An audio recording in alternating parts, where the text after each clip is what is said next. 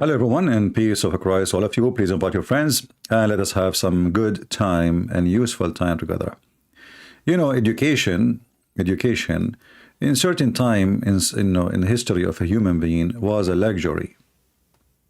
Only few people they can afford education to learn how to read, how to write, to go to school. It's a luxury. And actually, until now, in many places, there's many children cannot afford to go to school.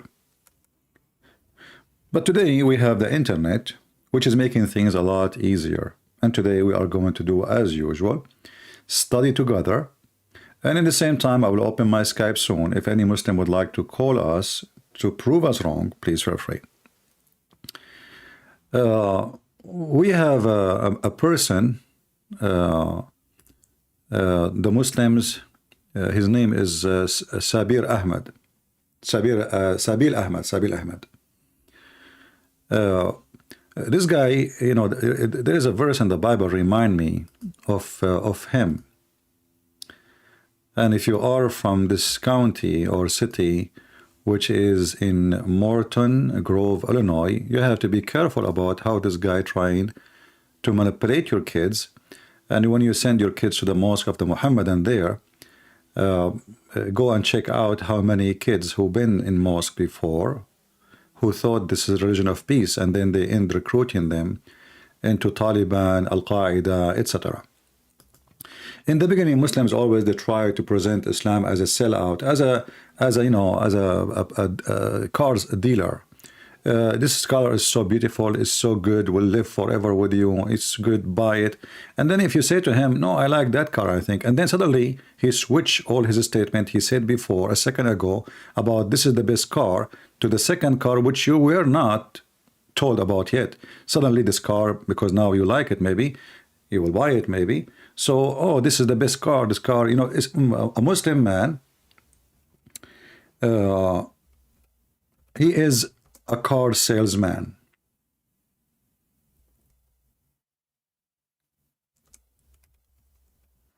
But the Bible speaks about those who try to deceive your children.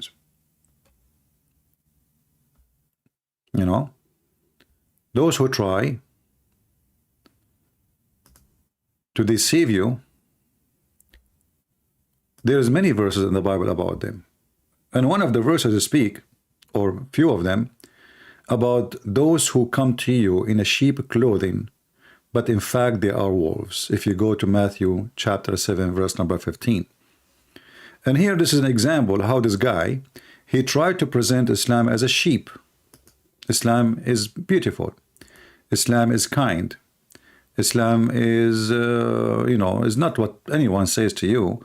Islam is a wonderful religion. When they say to you, we have violence, this is absolutely not Islam. ISIS is not Islam. Al-Qaeda not Islam. But then you join them and later you find yourself joining Al-Qaeda and ISIS. And always we ask the Muslims a very simple question, the Muhammadans. Name for me one thing ISIS did, Muhammad did not do. Muhammad, he split a woman two pieces when she's alive and she is over the age of 85, 86. He sent a man to stab a man in his house when he is almost 100 years old, claiming that he want to borrow things, food from him.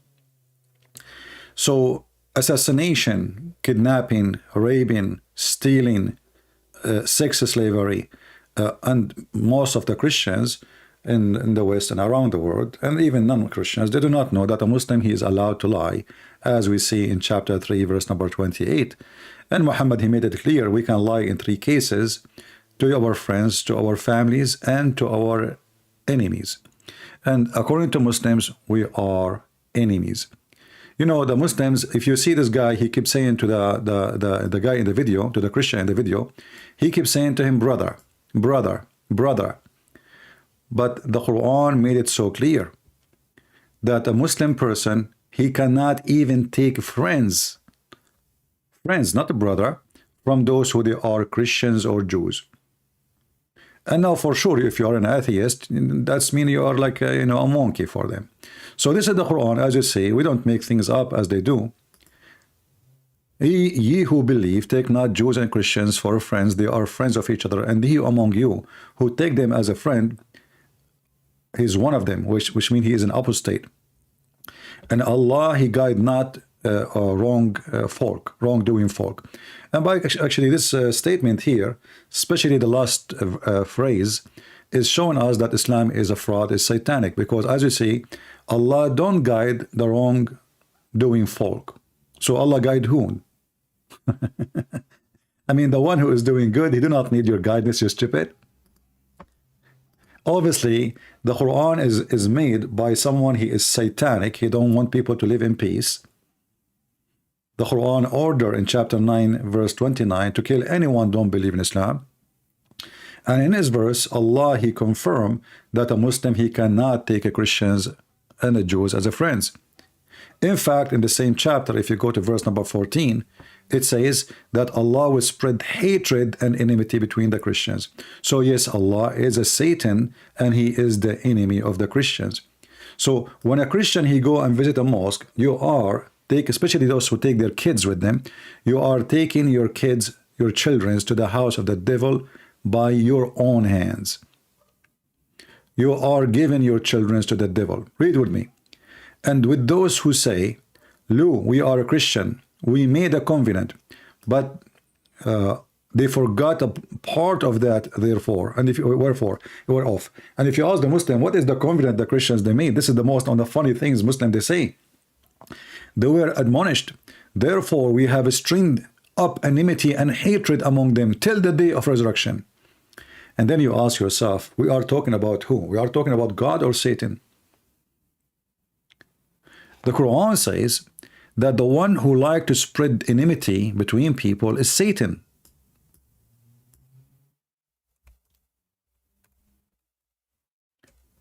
But the same Quran says Allah is the one who spread enmity.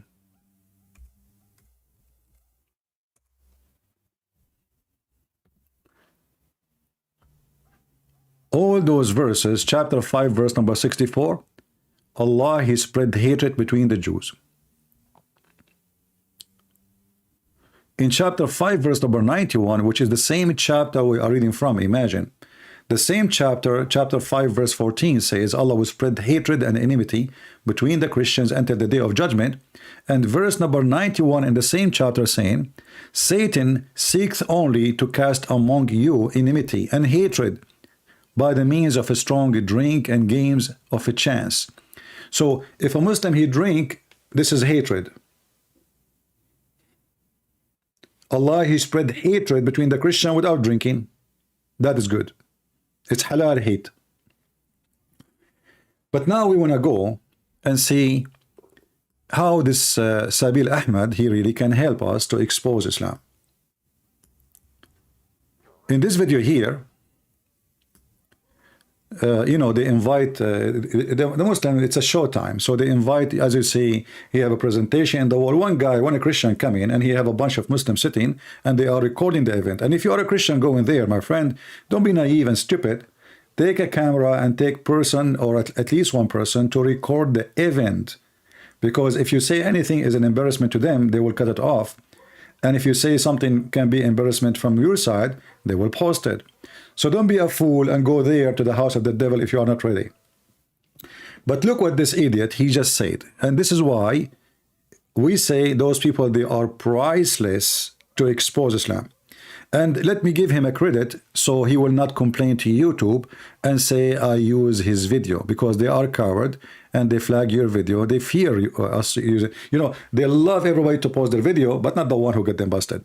So Sabeel Ahmed, this is a channel, shouting pastor, claim a calm discussion turned into hated debate. So this is the video. I have the link in the info.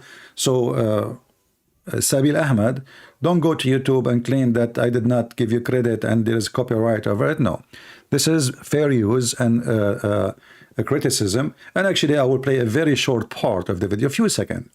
But a few seconds is enough to destroy all the claims of the Muhammadan about their God, their prophet, and their what's so-called scriptures.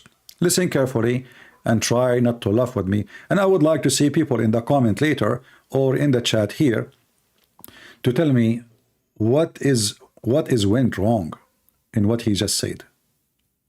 Allah sent many scriptures. So Allah sent a scripture to Jesus and Moses and David and Abraham and other prophets.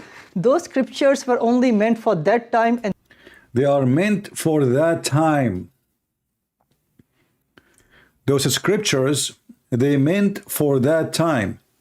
And here we ask the stupid Abdul, as long it's meant for that time, so why Allah did not send another prophet to the Jews after Moses for hundreds and hundreds of years? It was for that time only.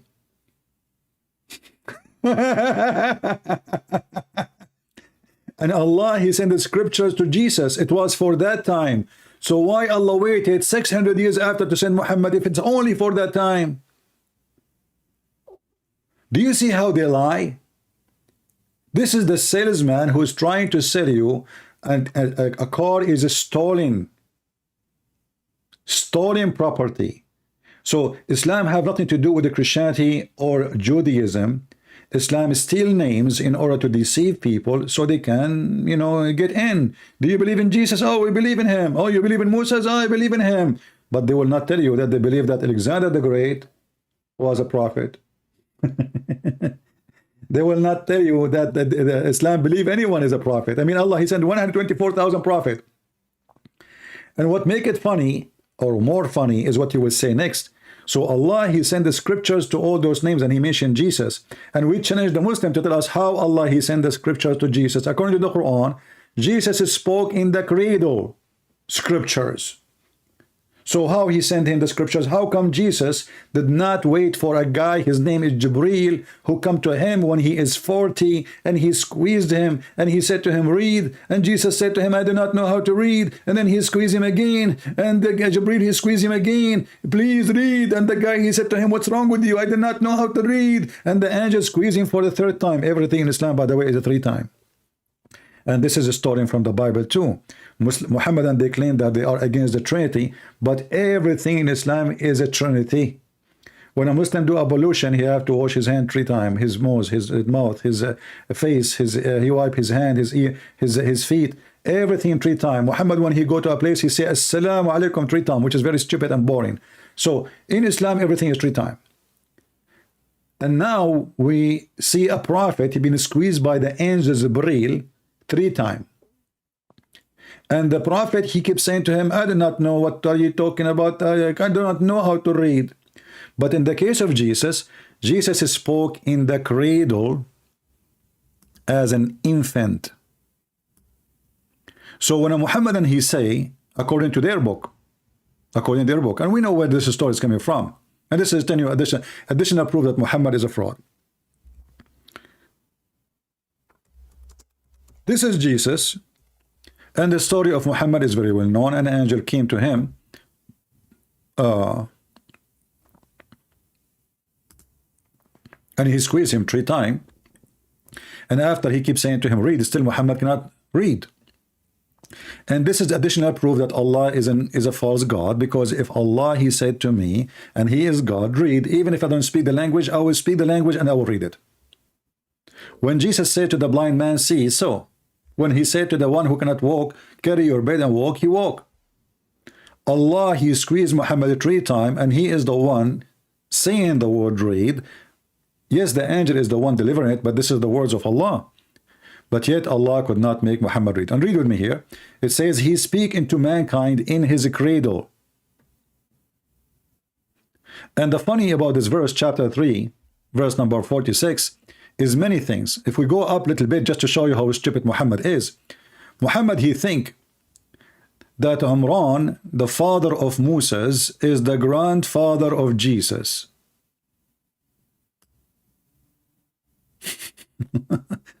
This is why this exists in the chapter of Ali Imran.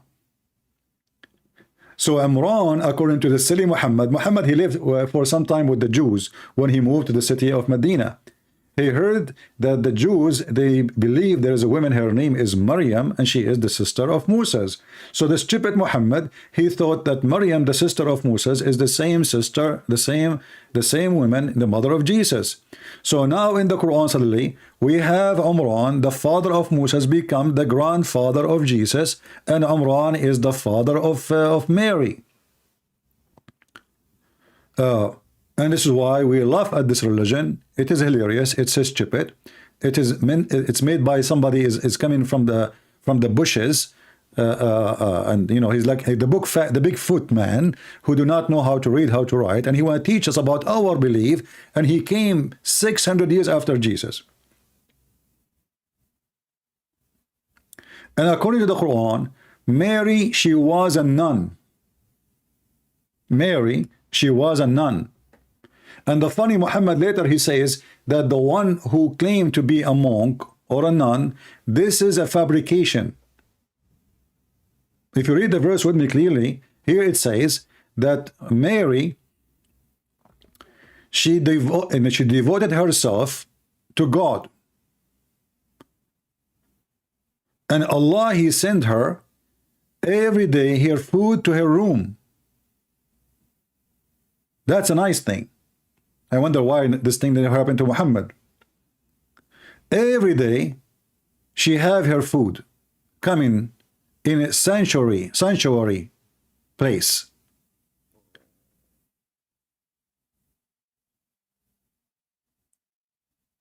When Zechariah, he entered the sanctuary of Mary, he said to her, where is food coming from? Mary, she said, from Allah. So the stupid Muhammad, he made Mary a nun. Maybe she was a Catholic nun. He made Umran the father of Mary. He made Mary the sister of Aaron and the sister of Moses. And in the top of that,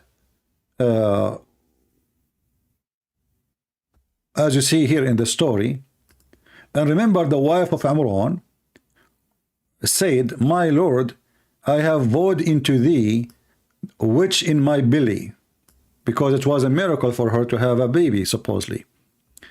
So Mary, she was vowed to be a nun, and Allah, he accepted this. And then if you go in the same stupid book, Akka, the Quran, you will find the Quran said that those who practice nun and monks, they are fabricating this.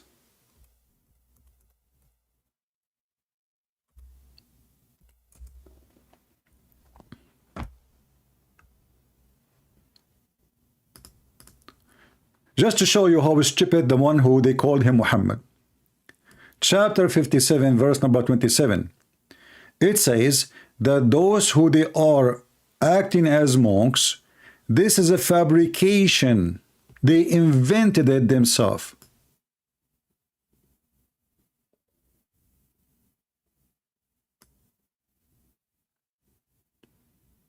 If you don't like this translation, it would look weird for me. Let's change translator. Who is this guy? Hilali Khan. Let us see another idiot.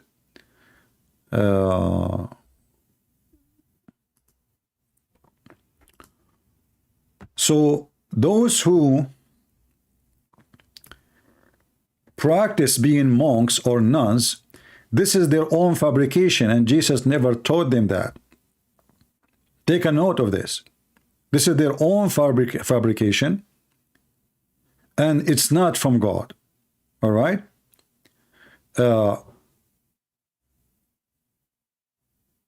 But if you go few verses after, you will see the Quran speaking good about monks.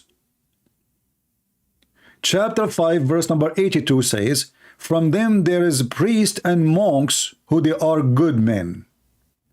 But I thought to be a monk is haram, and it's a fabrication. Are we taking notes, guys? Are we taking notes? Remember, this is a free education for all of you, so nobody can fool you. We give you many important information in a few minutes.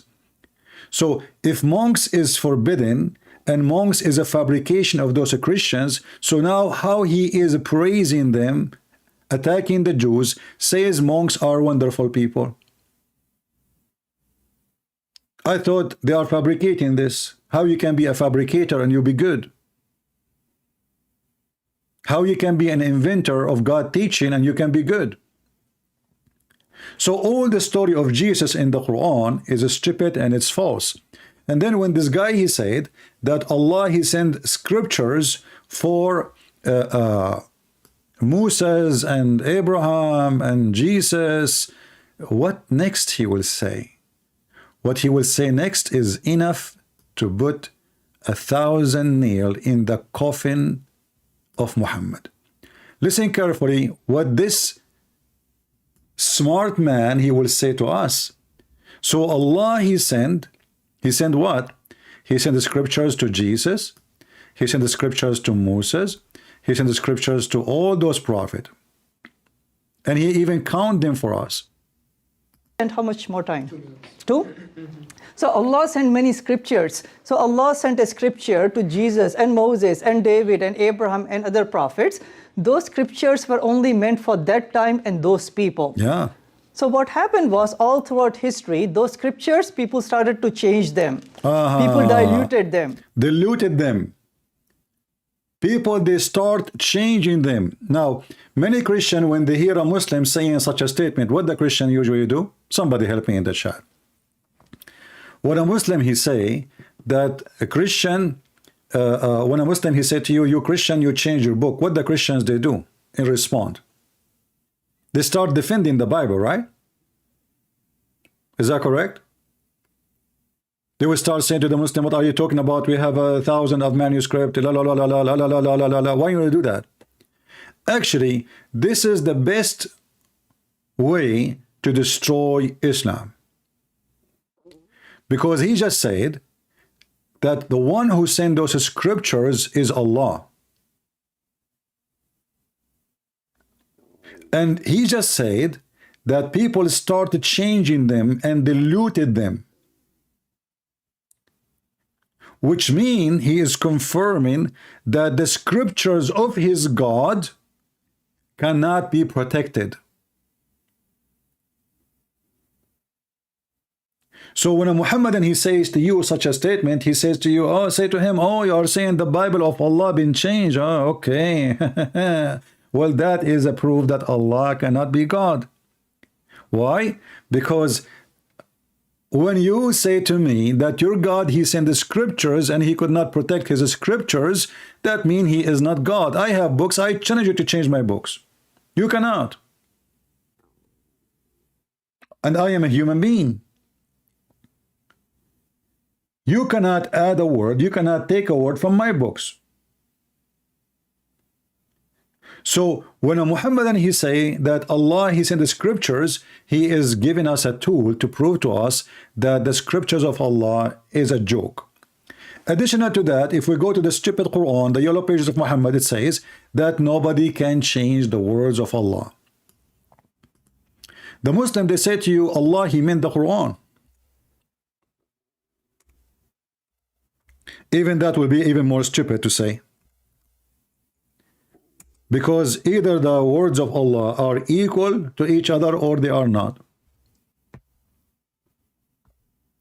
Same time, when the Quran says nobody can change the words of Allah, if he is saying that he meant the Quran, then he should say nobody can change the Quran. And if he say nobody can change the Quran, again he failed, because we have tons of proofs that the Quran is not the same in many, until now it's not the same. I mean, they don't have, you don't even have a Quran. Read carefully. It says here, there is none to alter. This is, by the way, false translation. It says decisions. That's false. Let us change the translator. This is Big Tal, potato. I think this guy is using Google translation or software or something. Decision. The word of Allah became decision of Allah. Look, I just changed the translator. Imagine how Muslims, they lie in their translation just to manipulate. And this is a proof again that yes, you can change the word of Allah. No man can change the words of Allah. The guy here translating the word Allah as God, which is false translation, by the way, because Allah is not a word meaning God. Allah is a word, two words, Al is what is mean God, and La is the name of the God. So Al La, God La. So nobody can change the words of God La. And then we just heard this idiot saying that Allah He sent the Bible, Allah He sent the Injil, Allah He sent the scriptures to Moses, to Abraham, but all those scriptures, they've been diluted and they've been changed. And then as long the Quran says that nobody can change the word of Allah, and those supposedly are the word of Allah, this is a clear proof of stupidity. I don't want to say the word contradiction because, I mean, a contradiction means nothing really. I mean, this is stupid. This is beyond contradiction. This is beyond stupidity. So those Muhammadan, they have a God. His name is Allah. He sent 124,000 messenger, and each time somebody give Allah a screwdriver and he changed his book. And then one day Allah, after 124,000 messenger, Allah He decide to protect the book. This is the Muslim logic. But for me, I like it when Muslims they say that the Injil which Allah He sent is changed, because that proved to me that Allah is not God, because this is His book, not my words. Why He don't want? If you say to me He don't want to, the Muslim they say everything happened by the will of Allah.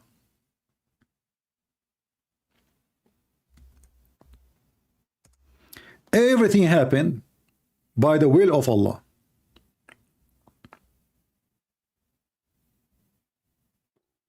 Anything. All the verses we are showing you speaking about the will of Allah. As an example, the Quran says in chapter 6 verse number 35, if Allah will, He can guide all mankind. But Allah don't want that. If God willed. Do you see it? Okay. So as long it is by the will of Allah, anything in this earth and in heaven is happening by the will of Allah. And the Muslim they say that the scriptures of the Christians and the Jews been changed, and they are talking about the scriptures sent by Allah, which is not our scriptures anyway, because we don't believe in Allah. Allah is a, this guy is a child molester. Allah is a child molester. Allah, He is a God of slaves.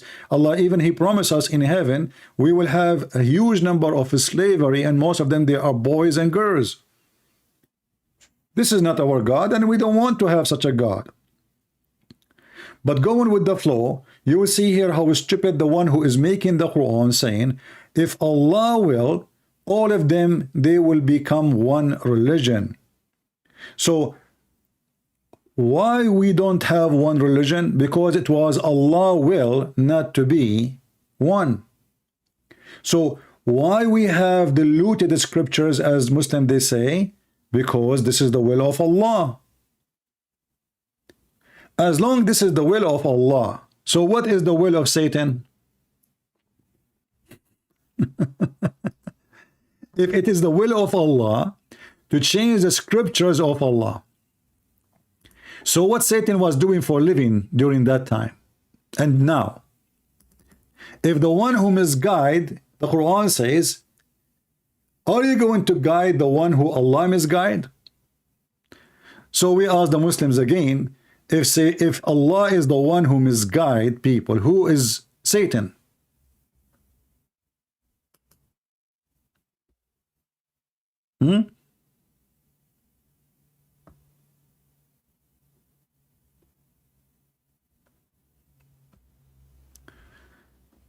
If you are a Muslim, you like to join us live on air, please feel free.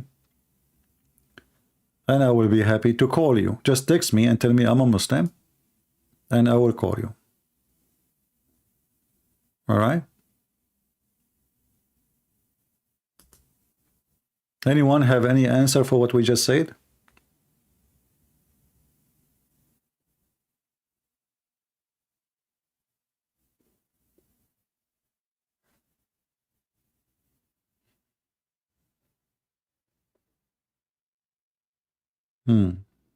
Anyone?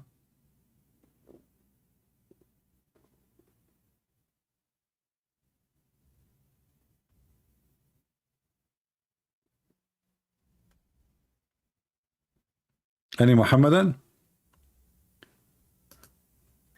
Let us call Mr. Ali. I don't know what he want to say to us. Let us see. He's speaking about his parents.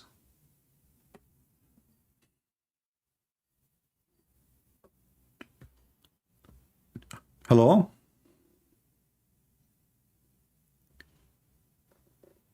Mostly maybe Fakira. Hello?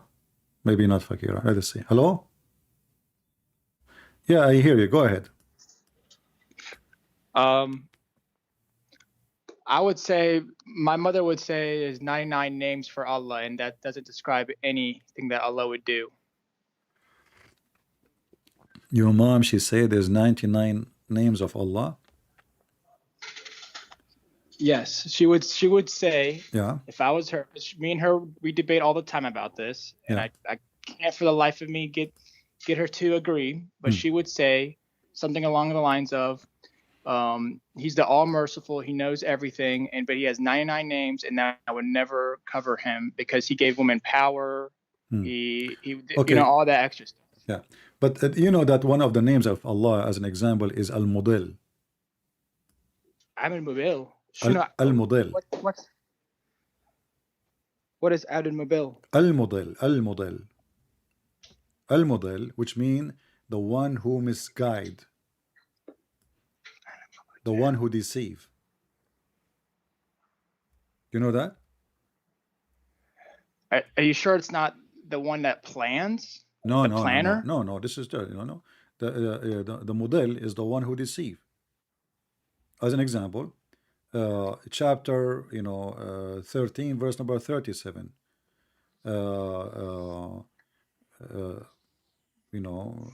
Chapter 16, verse number 37. Chapter 16, verse number 93. Let us take this one because this is more universal. Look what this verse is saying. If Allah had willed, He would have made you one nation, but He leads, this is the Muslim translation, He leads astray whom He wills, and He guide whom He wills. So do you understand what I'm saying? What al-Mudil mean? Al-Mudil. Can you tell me the verse? I'm going to go to the Quran. Chapter 16, right, verse number 93.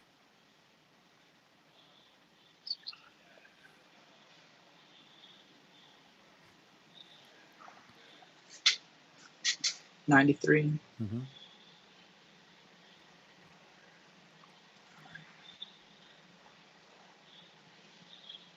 Had Allah His will would surely have made you one nation.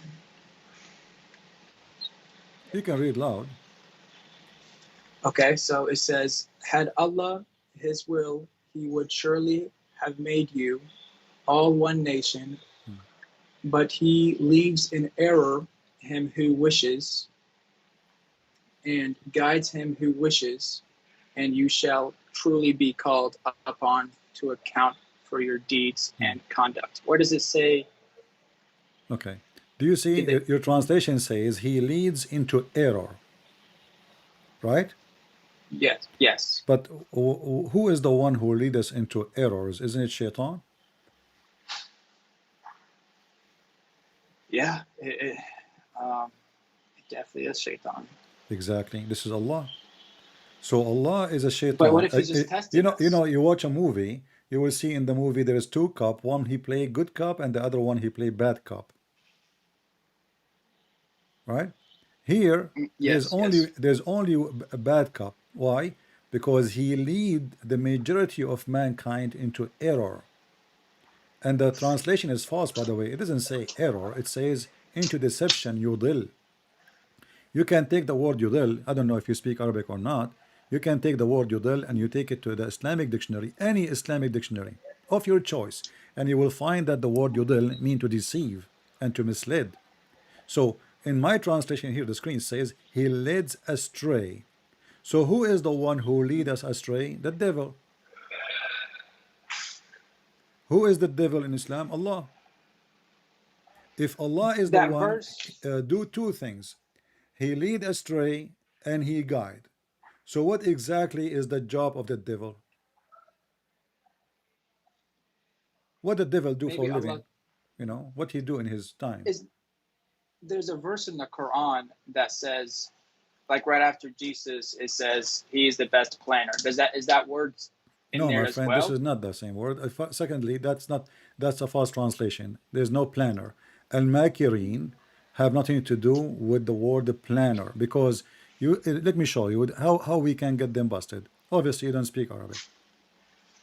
I do. بلا أقدر أحكي عربي بس ما أقدر Okay, أكتب so وأقرأ. my friend, you speak Arabic and you speak a Gulf language too, not only Arabic.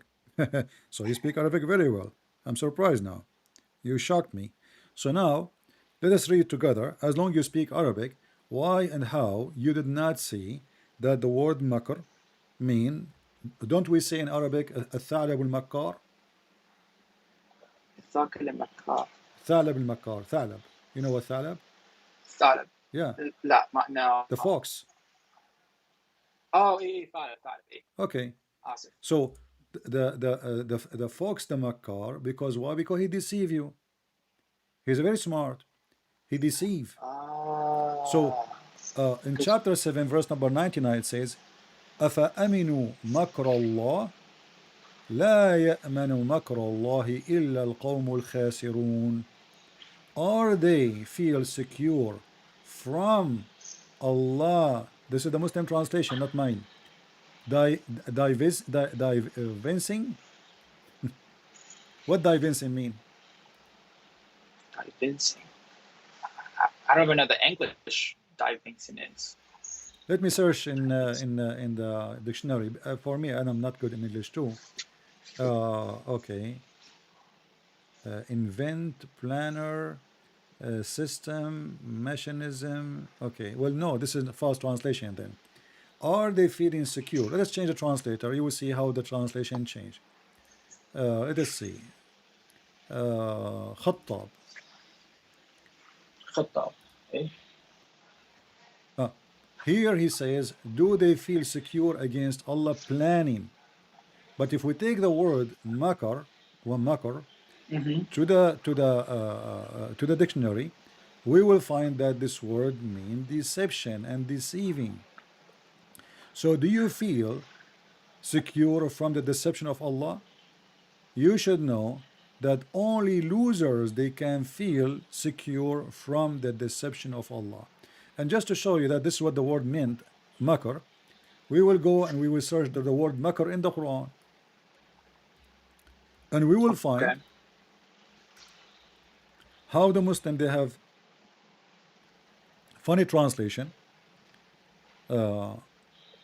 Chapter 16, verse number 26. And as long as you speak Arabic, you can read it. It says, قَدْ مَكَرَ الَّذِينَ مِنْ قَبْلِهِمْ. Do you see it? Chapter 16, verse number 26. قَدْ مَكَرَ الَّذِينَ مِنْ قَبْلِهِمْ. Correct? Yes. Okay. What is the translation for the word makar here? They plotted. Yeah.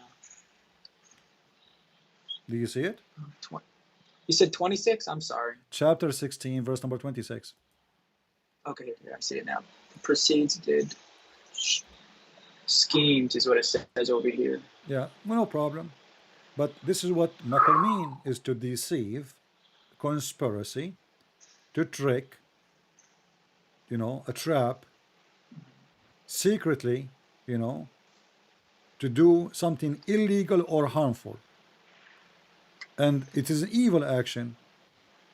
So here you notice that when the Quran is speaking about people who they are the enemy of Allah, the Muslim, they have no problem to translate it as deception, as plotted, as conspiracy. But when they speak about Allah, they say He planned, but it's the same word.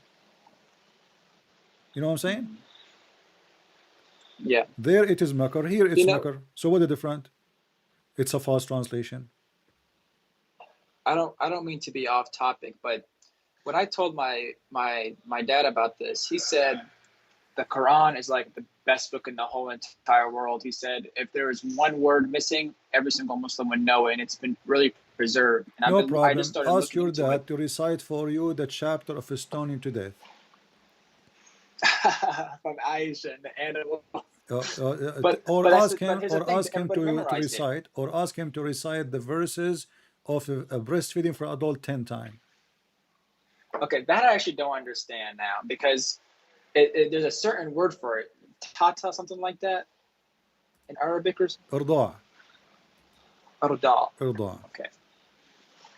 Yeah. The argument would be they have it all memorized. So here it is. There's actually be said for that one, actually. Now I think about it. He said there's Allah takes verses out of the Quran, and then just because he realizes people don't need them or something like on one's that lines. Okay, that's an additional proof that Islam is a fraud, because if Allah he will take verses from the Quran because people don't need them, then why he did not? Because there's still a lot of verses in the Quran. They are abrogated supposedly, and they are still in the Quran. So why some of them they went missing and some they stay? You know what I mean? If this is the decision, we will take out any verses are abrogated, because Muhammad, he is a fraud. In the beginning, when he was weak, he was not saying kill the Christian, kill the Jews. At that time, he don't have enough people to kill. In the beginning, he was acting like a sheep. Then he come with abrogated verses, says go and kill the Christian and the Jews. Chapter 9, verse number 29. So there's many verses abrogated by one verse, but they are in the Quran. And then there's many verses are not found in the Quran. The Muslim, they say they are abrogated by recitation and writing. But where is the command, and why even you take it from the book of Allah? If nobody can change the word of Allah and nobody can delete the word of Allah, did Allah order you to take it off? And as you see in front of us, it says here, Aisha, she said, the verse of stoning and breastfeeding of an adult 10 times was revealed, and the paper was with me under my pillow. When the Messenger of Allah died, we were preoccupied with his death, and a tame sheep came and ate it. Did your father explain to you how the sheep was able to destroy the book of Allah?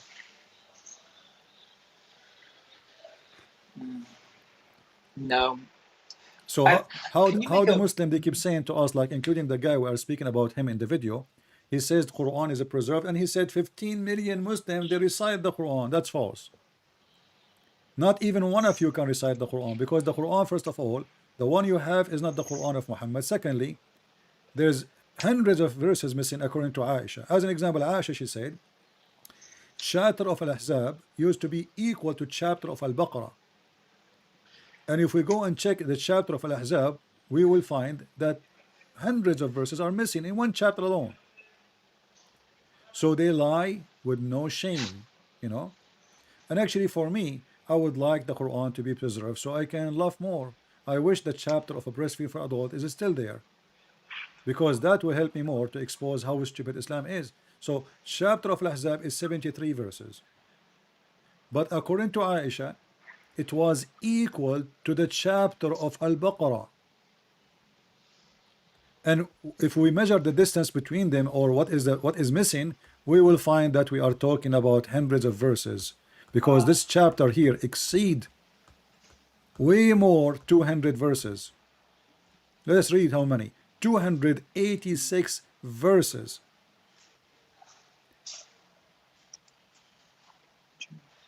So do you see what is missing? And I can show you the reference about Aisha saying that Al-Ahzab used to be equal, as long as you speak Arabic. I can share with you. Isn't there also a hadith that says one of them is like 116, and then there's one of them that's 111? There's tons of reference, you know. But CP, how do you know that these are authentic? Because that's another problem we run into as well. You see, our discussion is, I'm here to prove that nothing in Islam is authentic, and you are asking me how we can prove it's authentic. You know what I mean? If all my study here is to prove to people that Islam is a fraud, and if the Muslims, they themselves, like if you go to court, if you sign, if you take a check, and you say that Christian Prince, he said he gave me this check and he will pay me, and then the judge, he asks you, he said this is the signature of who, and you say this is my signature, then the judge will say, but you should have the signature of Christian Prince here to be used against him, right? Yes, yes. So when the Muslim, they write in their books, this is their signature. I'm not using it because I believe in it. I'm not using it because I agree with it. I'm using it because it's against their own religion, and this is their own handwriting, not mine.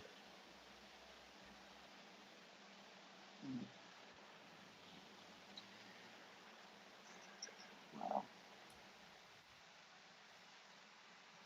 So what do you Isn't it think? true though that there was some enemies of Islam, like Jewish people that pretended to be Muslims and then My friend, uh, corrupted the book? okay, we can go with this and forever. You know, somebody he pretend. What about the rest of the Muslims? Why they take it?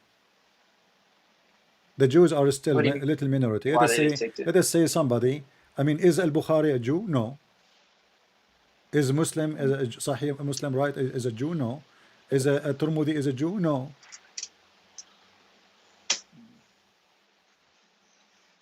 When was Bukhari even made, the hadiths? It Do you doesn't know when they were matter. You know, made? maybe 300 is after, but this is not the issue. The issue is the Muslim agree with it. If you go to a Tafsir al-Qurtubi as an example, and this is the official government website of the Kingdom of Saudi Arabia, and they are explaining for us chapter of Al-Ahzab, verse number 1. Al-Ahzab number 1. Right away here it says that this chapter is 73 verses, and it used to be equal to Al-Baqarah. Can you see my screen? Al-Baqarah? I Yeah, I will can use see it. Google translation so everybody can see.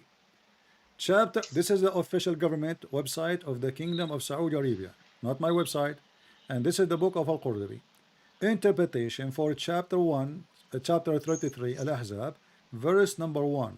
Let me zoom in. Page number 418 in the book. Page 418. Look with me what it says. O Prophet, fear not and obey and don't obey the unbelievers. And then he continued, he is saying, Surah Al-Ahzab is a civil, which means in the Medina.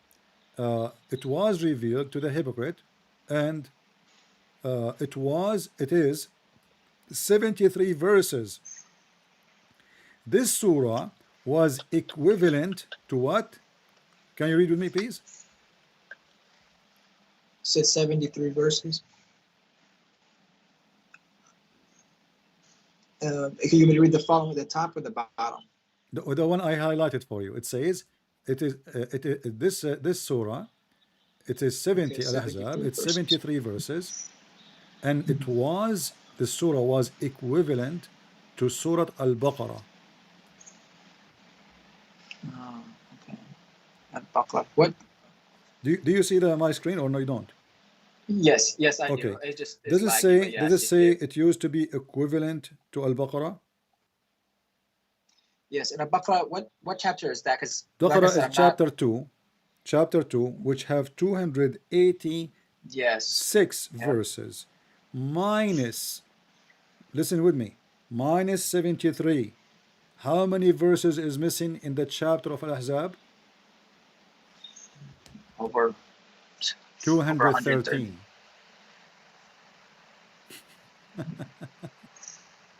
This is hilarious, isn't it? Those Well, Abduls, they keep saying to us that the Quran is preserved. This is their official Islamic website. This is not me. This is not a Christian prince making a statement. This is the Kingdom of Saudi Arabia, the center of the Islamic terrorism in the world. This is where Al-Qaeda are coming from. This is where ISIS are born. This is where Muhammad is coming from. This is where the Kaaba is located. And this is an official government website, and the link I posted for you. The Ahzab used to be equal to the Baqarah, which is the cow, and that is leading us to a hilarious number, that 213 verses. 213 verses is missing in one chapter alone. Listen, we are not reporting one verse, two verse. We are reporting almost what is equal to 10 or 15% of the Quran. The Baqarah is in the front of the Quran as a second chapter because it is the biggest. So Al-Ahzab used to be equal. And when they say equal, it's mean equal. So 286 286 is the pages, and now cow there's only one chapter. segment. And Al-Ahzab What? used to be equal to Al-Ahzab, which is supposed to be 286. But Al-Ahzab today is 73. Total missing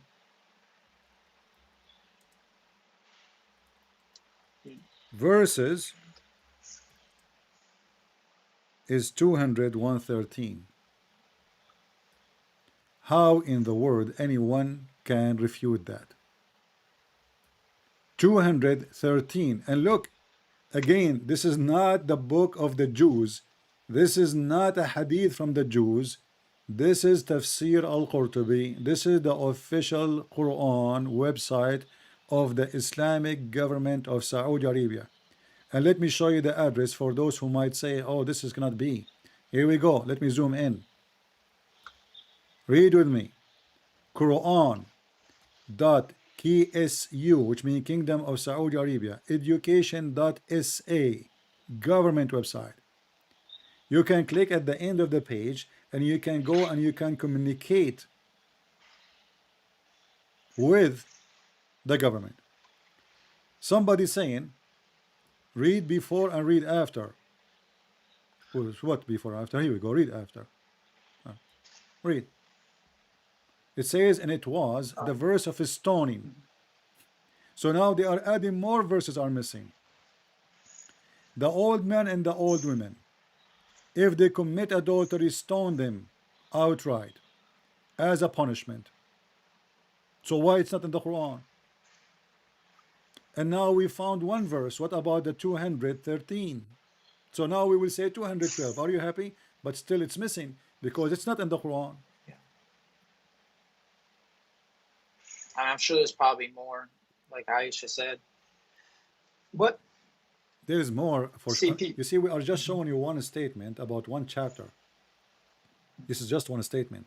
Otherwise, there's tons of, But for me, I don't really care about how many verses missing in the Quran. I like the Quran not to be missing because that will give me opportunity to expose Muhammad more. Because I'm sure the 213 verses are taken from the Quran in purpose. Somebody took them off so people will not laugh at Islam. As an example, when we see this hadith about breastfeeding for adult, Yeah, like it went like 10 times or something. Yeah. Okay. They say it to us now. The hadith says that a goat ate it. The goat ate it. Okay. But is that convincing to you, my friend? The goat ate it, but the goat did not eat the memory of Muslims. Did she? No, he definitely didn't. So why we cannot find the verses? The stoning. The only answer is the Muslim, they took it because it is an embarrassment and it is stupid. Because the goat ate the book, but the goat is not a Trojan horse inside their head and she was eating their memory. So all those excuses, like in one hand, they say to us that we memorize the Quran. In one hand, there's verses the Muslims don't want to mention. And not only that, they claim that they are missing because the goat ate it. And here, look how much humility this goat is bringing to Allah. So Allah, He decided to protect the Quran. The goat, she said, over my dead body. The goat, she went to the bedroom of Muhammad. She jumped in the top of his bed because he was laying down dead. The goat, she said, meh, and she flipped Muhammad over the floor. The goat, she went under the bed and she grabbed the Quran. The goat, she started flipping verses in the Quran by using her tongue, which is always wet. And the goat, she did not eat out the Quran. She chose specific verses to eat. I mean, this goat must be a CIA. She chose certain verses, like especially about breastfeeding. I mean, the goat, obviously she felt being threatened because people, they need her breast to get their milk.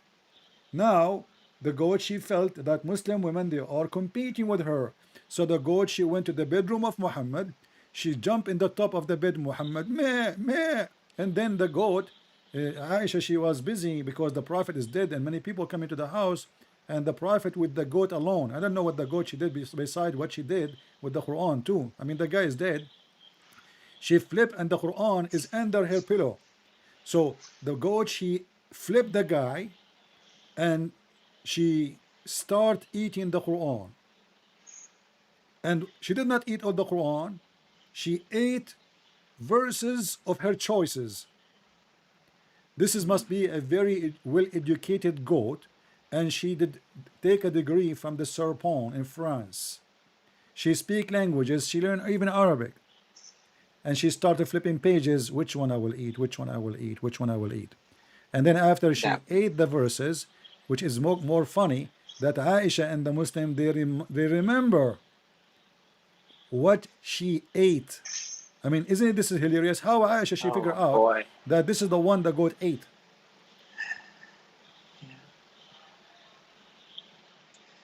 You And know, you mentioned I'm sorry, I don't mean to cut you off, it's okay. but you mentioned something about like I'm trying to like put the nail in the coffin when I talk to my parents about this, and I'm trying to figure out like the violence of it. Like, why are Muslims killing other Muslims?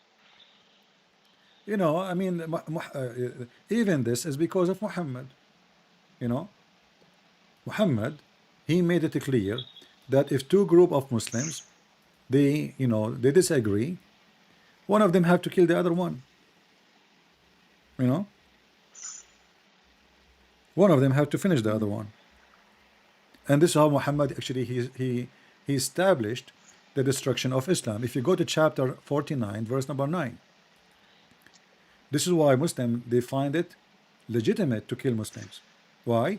Because those who they are opposing us, they should be killed. The Quran says so. Even if they are Muslims. Read carefully. Chapter 49, verse 9. If two parties of believers fall to fighting, then make peace between them. And if one party of them doth wrong to the other, fight ye that which is wrong. And now what they do, each one of them says, oh, the other one is wrong. And they kill each other. And that's why Islam is in the destruction non-stop. You know, my Muhammad he friend. established, Yes, like sir. if Muhammad he said, never fight your Muslim brother, they will not dare to do it. But now he gave them a license. And now each party says they are the ones wrong. So we see the Shia fighting Shia, the Shia fighting Muslim Sunni, Sunni fighting Sunni, Sunni, Al-Qaeda fighting ISIS. They go and use this verse to justify killing other group.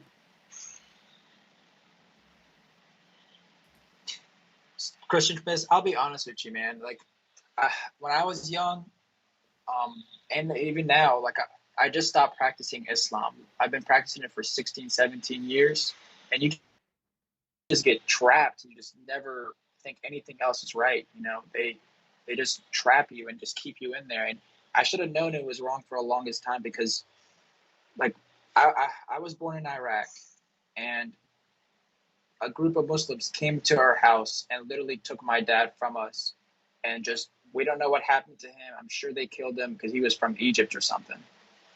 And we moved to the U.S., and I was still a Was your Muslim for dad the is longest Muslim time. Sunni?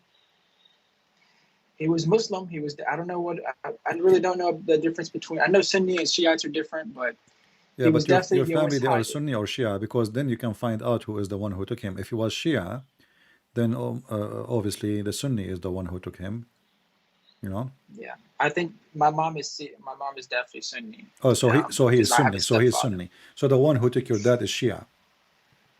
Mm. Yeah, this is what they do. This is what they do. And I'm sorry to hear about your dad. You know, It's okay. No, you I mean know. I was really young, but I mean it was a blessing because I even though I even though it was a struggle, it took me a while to like find God, and it's just every time I defend what I believe, they always like attack Christians about just just dumb, like, show me where God is at in the Bible. And I'm like, how many times, like, show me that Jesus said he is God. I'm like, how many times I got to show you?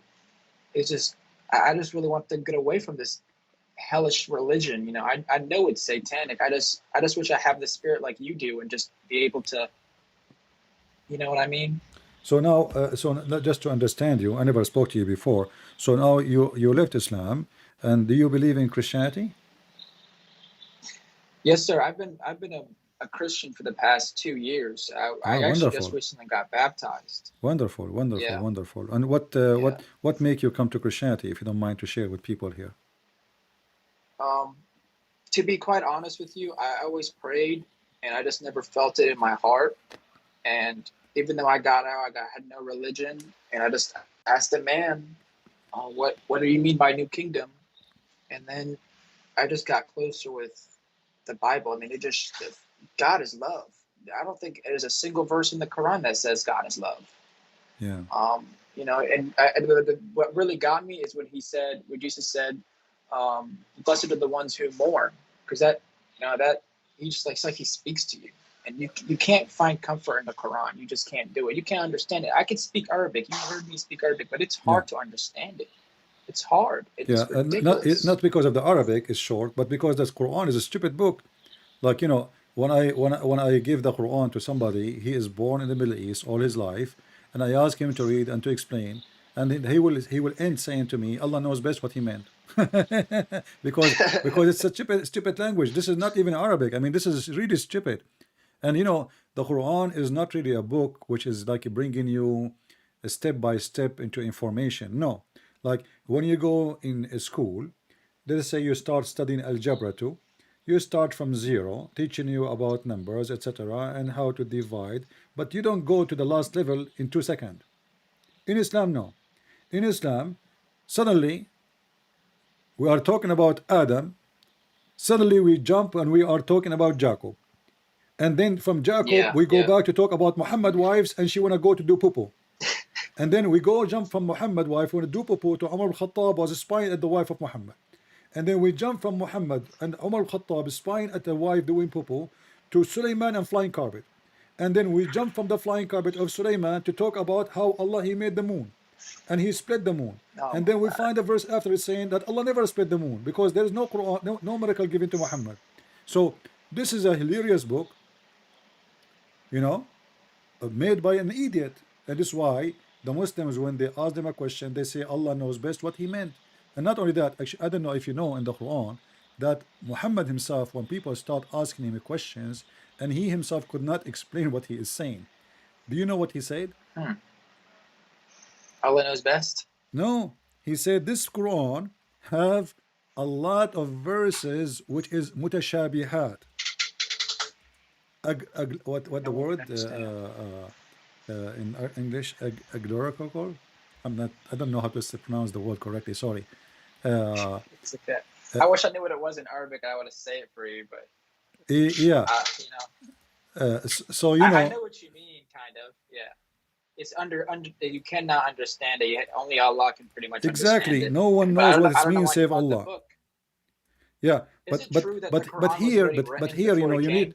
need to ask yourself uh, if if nobody knows what the Quran meant, so why Allah he sent us the Quran? I mean, what the point of this Quran if you want to send us a book nobody can understand? You know? Yeah. Wasn't it true that the Quran was made in heaven? It wasn't even. It was already planned. The Quran supposedly is written between the eyes of an angel. His name is Israfil. Israfil, Allah he wrote his Quran in a board and he put it between the eyes of Israfil. This is angel Israfil. I will draw him for you in the screen. You know, this is Israfil, mashallah. You know, it's funny you say all these words because, like, at a young age, you remember surahs and you remember them all the time, but you don't know anything that you're saying, like, not a single word. Yeah, Like, I still have some in my mind that I could never get rid of my head, and I don't know to this day what they mean. Yeah. Do you see my the screen I did draw for you? Yeah, I see it. The This is the angel a winking. Israfil. Allah, he put his tablet between the two eyes of Israfil. We asked the Muslim why he put it there. He said, so he can protect it, yet he cannot read it.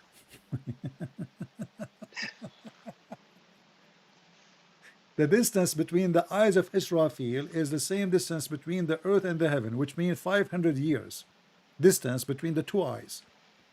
And this is the tablet of Allah. I mean, all of Islam is hilarious, stupid stories for kids. It doesn't make sense in any mean, in any way, and it's stupid. And then Allah, he have in his tablet Yeah. destiny that the goat will eat the Quran. Oh man, I didn't even think about that one. Or But you know, it's true what about. about Allah? He wrote in his tablet that any believing woman, she wanna F the prophet. What? Where do you find that? Is that the one where it says anything your right hand possesses? No, no, no, no, no. This right hand possesses. He mentioned that, yeah, in the verse, but he mentioned that any believing woman, she offer herself to the prophet, so the prophet yastankihuha, which means to F her. Yeah. So Muhammad, he have a God, and this God, he is the one who created the whole universe. And he went to his office and he want to write down for Muhammad who and which women can sleep with him. The conclusion is all women in the world are welcome to be in the bed of Muhammad. If you read the verse here, you would die laughing. This is the chapter of Al-Ahzab. O Prophet, it's made lawful for you, your wives, and the cousin of your partner uncle, and the cousin from your mom, and the cousin from your dad's side, and the cousin from your etc. side, and the daughter of your uncle, and the daughter of your father's side, and the daughter from your uncle's side, and the daughter of your auntie, and the daughter from your auntie dad's side from your mom's side, and the daughter from your dad's side, and then you know, and the daughter, and etc. And then at the end, and every immigrant women, imagine all the immigrant women, the migrant women who came with Muhammad, he can F them all. In the top of that, and any believing women, she gave herself to the prophet if he desired to F her. What does have to do with God? Yeah, that's true. Like, why does he have all this stuff in the Quran and it's supposed to be like No, what does have to do the with God? eternal? What does have to do with God? You see, is this guy coming a prophet of Ifin, or he's a prophet of God? I mean, isn't it enough he have 13 wives, hundreds of sex slaves? Why all this list? Nobody left. I mean, the guy, he have the whole town. And why God want to make such a verse? Isn't it obvious that this is the most obvious false prophet? And Aisha, she said to him, ah, Muhammad, I see that your God, he rushed into your sexual desire. Aisha, she discovered it. Yeah. You know, she knew he's a fraud. So my friend, But I'm why so do they happy. I'm support so happy him for though? you that you left Islam. But if you want, if Thank you so your much. mother, she speak English, I will be happy to talk to her, and I'll promise you, I will speak to her with all the respect she deserves. Okay. She doesn't speak good English. She just mostly speaks Arabic. I But will speak to her I in Arabic, no appreciate you, problem. I will speak to her in Arabic. You know, Okay, shukran ya habibi. Thank just you so much, Christian friends. anytime, let me know. You know, if you can call me and tell me my mom want to speak to you, and I promise you, number one thing, that I will treat her the same as I treat my mother. God bless you. All God right, bless you. yeah, and Thank you, my Arabic, friend. no problem. But you know, don't leave your mom misleaded. You want to save her, right? You don't want your mom to go to hell. I do. I really want to save her so bad. I want to cry thinking about like her just praying to Mecca to a freaking stone. You know that. And I Yeah. just can't get her out of it. She's trying to convince me to go to Saudi Arabia with her to Mecca, and I'm Listen, like, I got an idea. yeah, what's up? Ali. I got an idea. Yeah. Your mother, she is praying to the stone, to the direction of the stone, right? Yes. I want Yes. you to ask her a very simple question. What is left of the stone? Is the black stone still there? Why we are praying to the stone? Why we touch it? If she say it's sustained by Allah, do you know, Ali, that nothing left of the stone? What? I thought it was still there. No, The no, private parts. no, Yeah. no, it's not there. It's Let me not. show you. Let me show you how you can help your mother to get out of this faith by a very simple way. I will show you in the screen. Please look with me in the screen. This is the black stone, I will show it, which is in the Kaaba. There's no black stone left. All what you see in the brown, this is a wax. The black stones is little tiny rocks. You see them? We can count them. Mm-hmm. So if Allah He sent this stone to witness to Muslims enter the day of judgment, how come Allah could not preserve His stone, His priceless stone? You know what I And mean? they kiss that? Yeah, this is what they Oh my kiss. This is what the God. Muslim kiss. Yeah, this is what the Muslims kiss. And then Muhammad he claimed that this stone can erase your sin. So Yes, if erase your this sins. if Yeah. this is if this is the stone, there's nothing left of it. Here we go. There's only one tiny rock, 2, 3, 4, 5, 6. That's it. There's nothing. Yeah. And the rest is a wax. And the Muhammadan in Mecca, they have to do maintenance to the stone which is sent by Allah. I mean, if Allah cannot do maintenance to His own stone, No, it's a money thing down there. I don't even think it's a prayer thing. It's definitely a money thing down there too, you know. well, this is a priceless stone. As you know, the Saudi they make billions of dollars every year from it. Oh yeah, You they know, do. imagine, My dad imagine spent if at you least 10 imagine, grand just imagine going there. Ali, imagine if we have believers believe Las Vegas must to visit every year. Yeah. Las Vegas don't need to make advertising. The casinos will love Yeah. it. This is the casino. This is the biggest casino in the world, where people they are gambling with their money and their life and their security just to come and practice paganism, kissing a stone. I asked a Muslim website, it's called I think Convert to Islam. I said, I have a question. Why Prophet of Allah he kissed the black stone? Took them 5 minutes to answer. They said because it's holy. I said, okay, why it's holy? Took them another 5 minutes to answer, you know, and they said because he kissed it. You're sent by the heavens. No, it's a stupid religion. And this is the additional thing, this pagan religion. Muhammad, he says, if you touch the black stone and the Yemeni corner, and this is the Yemeni corner, let me show it to you. Okay. This is the Yemeni corner. Again, have an opening like a vagina, you know, window.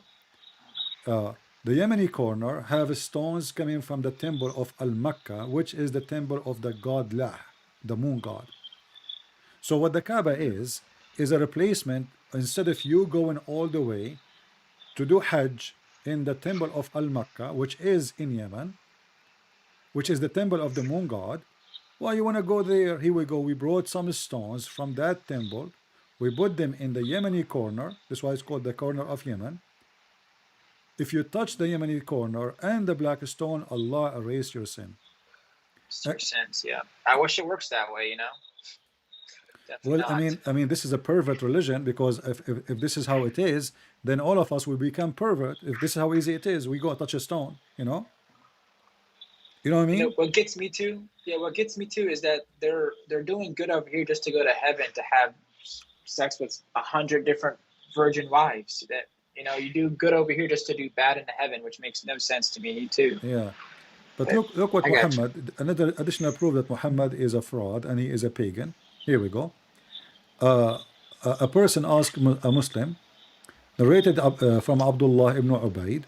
He said, "O Abu Abdul Rahman, why do I only see you touching these two corners, which mean the black stone and the Yemeni corner?" He said, I heard the Messenger of Allah say, touching them erases sin. Touching them erases sin. See how easy it is? So this is why you see rich Muslims who they are believers in Allah, they go and they do everything in the book of the devil.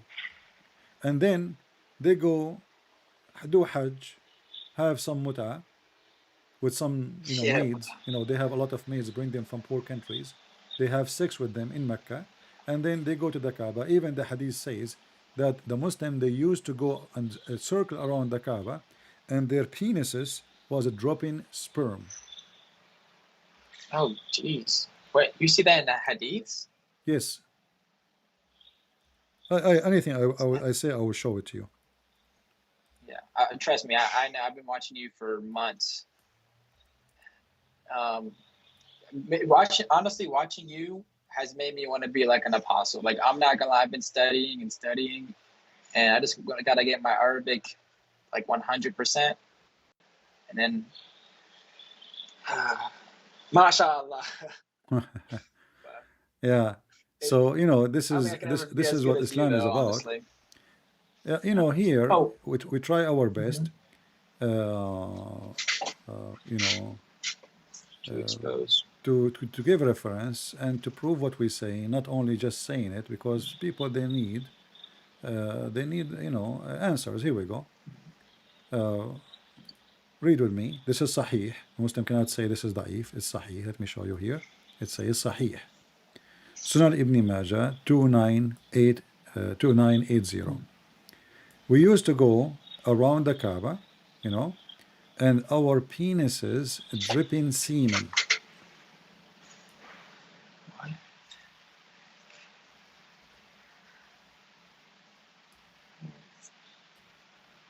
It's a very perverted religion. I mean, for sure. What they are doing? What exactly? And not only that, I'm shameful to even tell my mom about this. Let alone save reference, and when you find the time is suitable for you, share with her slowly, and she will see, she will understand, why this is a false religion. Do you know that the Arab always they used to go around the Kaaba naked? No, but another robe thing. No, naked, totally naked. No, not naked. يطوفون عراة. This is telling you what the Kaaba was. The Kaaba is a sex mating place. The women, they used to go to the Kaaba, and the black stone is a vagina. Women who cannot have babies or they are unable to have babies, they place their hands in their vagina when they have their period, and then they place the hand inside the black stone. And they pray to Allah to fertilize them. This is what the Kaaba is about. Let me see the hadith so I can share it with you.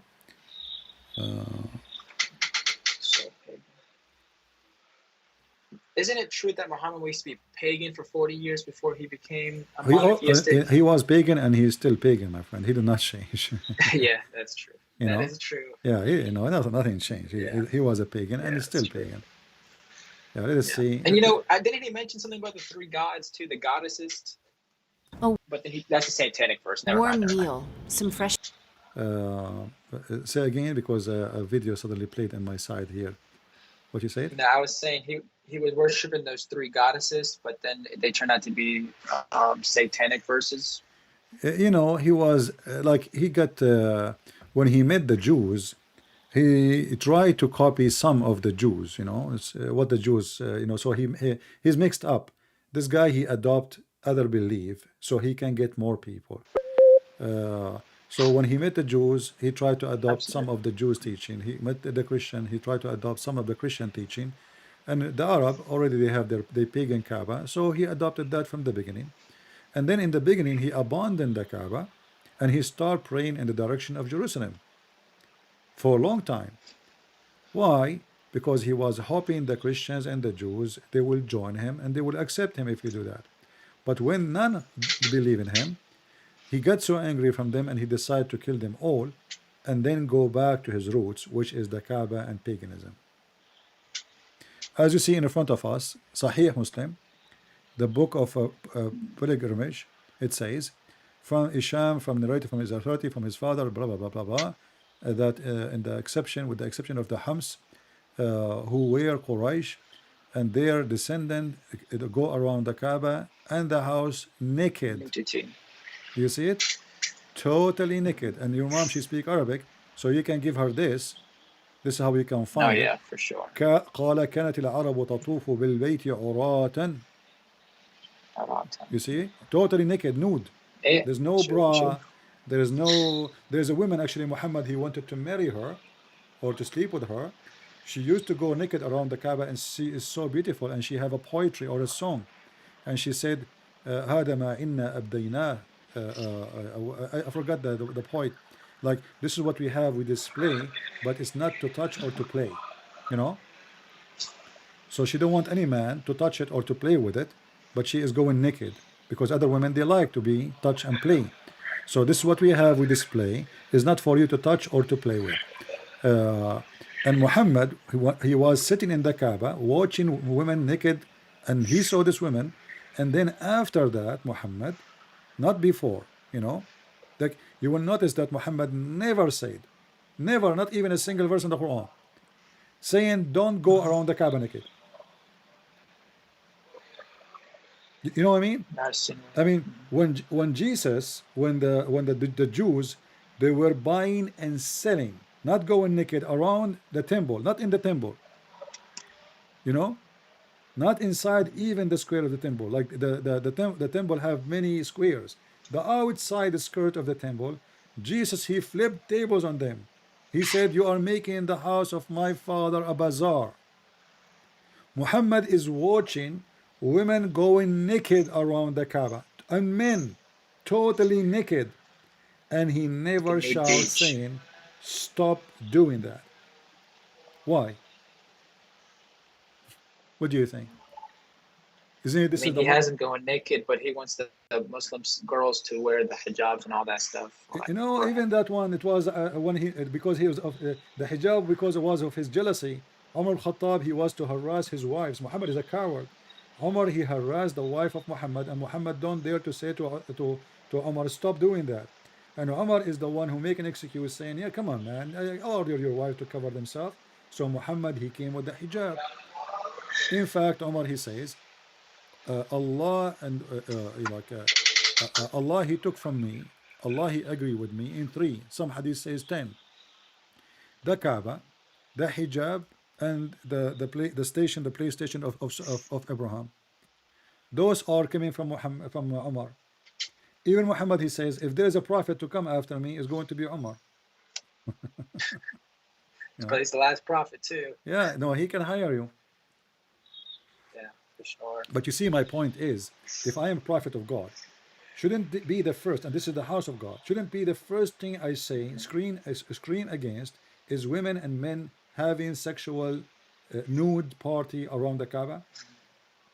The Muslims always, they keep mentioning to us saying that the people, they used to have idols around the Kaaba, correct?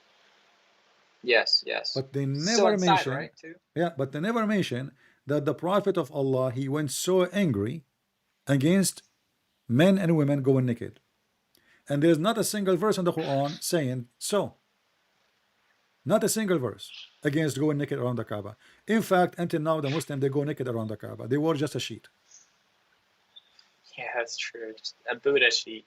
which is obviously been taken from the Buddhist. If you go and check the Hindu and the Buddhist monks, you will see this is the dress code exactly. They shave their head. They have a black stone, which is a sexual stone, and they show one shoulder, which is exactly the same shoulder the Muslim they show when they go and do their Hajj. It is 100%. And remember, some people will say to you, well, how they want to steal this from the Hindus and the Buddhists. My friend, India is so close to Saudi Arabia. Yeah. It's so close. Some people think that India is far. It is so close. If I go right now, People used to travel all the time, like the Mongols used to go no, just to everywhere. show They went you, from to show you how close it is. I mean, people, they think that I mean, this is impossible. What India have to do with Saudi Arabia? If we go right now and we open the maps, let me do it. All right, just to show you how close Saudi Arabia is. This is, remember before there's no Emirat and Dubai and those countries. This is all Arabian Peninsula. So look how close it is India. This is India, my friend. Now it's called Pakistan, right? This is now, it's called Pakistan. And this is here Bandar Abbas. This is Iran. And here, this is India. They are so close. And everybody knows that the Arab, they have a trade line with India, with China, non-stop. So when they say how they are going to do that, where India is far, it's not far. This is Karachi as an example. This is Karachi. How far it is from the beach here? Not far.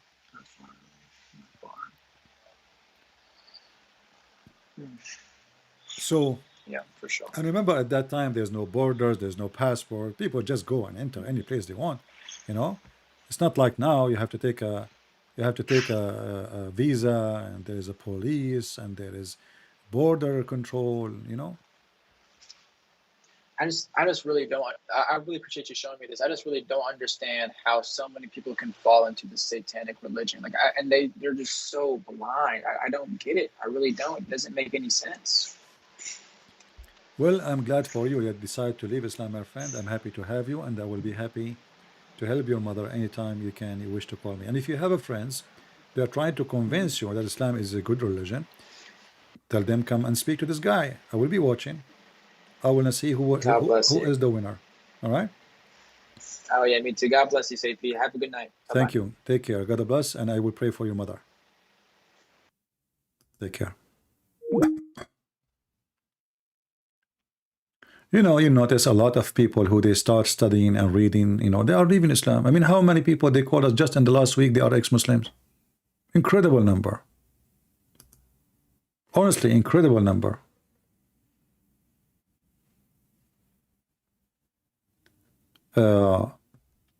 So when the Muslim they speak about that our scriptures corrupted, you Christian don't defend. Tell them, okay, the scriptures of Allah is corrupted, and you will see how the Muslim face flip upside down. Islam is stupid. Use their stupidity to get them busted. Islam literally stupid. The Quran says Allah sent the Torah, Allah sent the Injil. So when a Muslim he say the Torah and the Injil are corrupt, he is saying to you that the book of his God is corrupt. He's not talking about your book, because we don't believe Allah is the one who sent them, right? So right away say to him, thank you very much, congratulations. So your God Allah, he sent the Injil and he cannot protect his Injil. Ha ha ha. The Muslim right away, he will put his tail between his legs and he will turn his back and go back home. Don't defend. Say, I agree. The book of Allah is corrupt. Thank you very much. You proved to me that Allah is not capable of protecting himself and protecting his words. I do not even need to prove it. You just did to me. And what make it more funny, that the stupid Quran, you see this guy Sabeel Ahmed, he said that people they diluted the scriptures being given to Isa, or supposedly Jesus or Moses. But the stupid Quran says confirming what is with them. Confirming what is in their hands. Do you see it? People, do you see it? So how the Quran confirming what we have in our hands, and then you will see this scumbag from who live in Illinois saying that the book of the Christian and the Jews is corrupted. If he said, oh, he's talking about that time is 600 years after Jesus. You know what I mean? If he said this is about that time, well, this is 600 years after Jesus, my friend. The Muslim, they keep accusing Paul that he is the one who changed Christianity. But this is 600 years after Paul.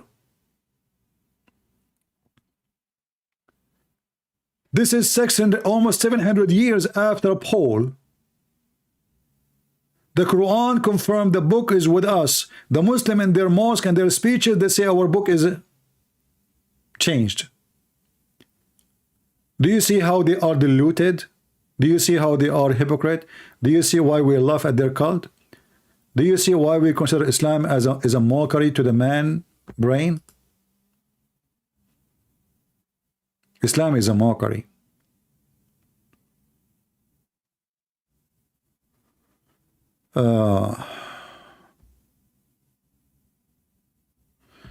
Somebody said, okay, he was going to convert to Islam after watching the video of Zakir Naik, and now after watching my videos, he decided not to convert to Islam. All right, I see. Well, it's okay. I advise you to convert to Islam, my friend.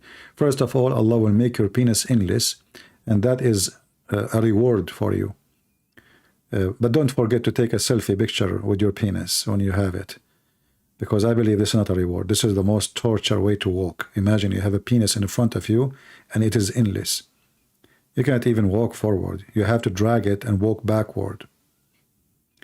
When Muhammad, he make promises, his promises is meant only for stupid ones. So when somebody says to me, I was thinking to convert to Islam, I will say to you, my friend, no, you were not thinking. You were a donkey. Because there's no way you were thinking. There's no way you were thinking. How in the world anyone can believe in such a thing and he say he was thinking? Anyone in the world believe that there is God? He promised us at least 80,000 little boys in heaven. I mean, even in slavery in heaven, to boys. To boys. Boys.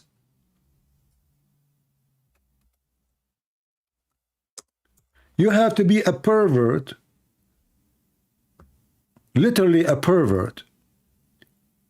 In order to enjoy little boys who they are so white, because Muhammad is racist, to be your servant. The Muslim, they say, no, we will not have sex with them. Even if you say so, as you claim, which is not true. Even if you say so, that to prove that you are a pervert. I will be so upset if I have little boy serving me. This is inhumane. This is unjust. This is ungodly. And how many boys? At least 80,000 boys. 80,000 boys. There's a video on YouTube. It's called The Description of Paradise from the Dean Show. Go watch it and die laughing. The guy, he said to you in the video, in the heaven, brother, the heaven of Allah, brother, I cannot describe for you how beautiful the heaven of Allah. Brother, I cannot describe for you. 2 seconds after, he said, and now let me describe for you the heaven of Allah. You just said, no, you cannot describe it. And then he said, in the heaven, brother, in the heaven of Allah, brother, you have 4 doors. What? You have 4 doors. I have what?